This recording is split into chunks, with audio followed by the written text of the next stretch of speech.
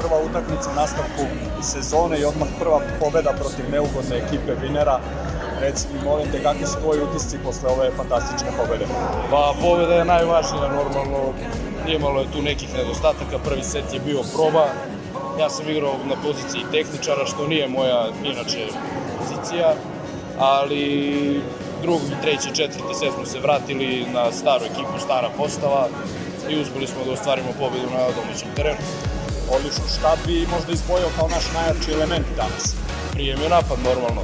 Servis je bio malo slabiji, ali dobro, uspeli smo iz toga da se izvučemo i kažemo opet da ostvarimo pobedu koja je jako bitna, pogotovo zato što je ovo prva utakmica u prolećnom delu sezone.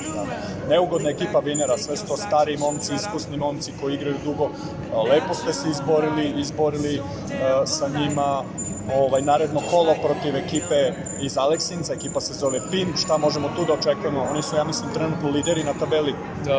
Pa, očekujemo pobedu, nadamo se pobedi, optimistični smo, treniramo, pokušavamo da nadoknadimo te neke stvari koje su falile danas i u proteklom vremenu, tako da ovo je domaći teren, uvek može da se desi nešto. Naša kuća, jel da? Može da se desi nešto neočekivano, tako da, nadamo se najboljem. Nadamo se da ćemo našem gradu da donesemo još jednu pobedu i slavlje na tribinama. Super. Još jednom čestitke za današnju pobedu i želimo samo tako da se nastavi. Hvala.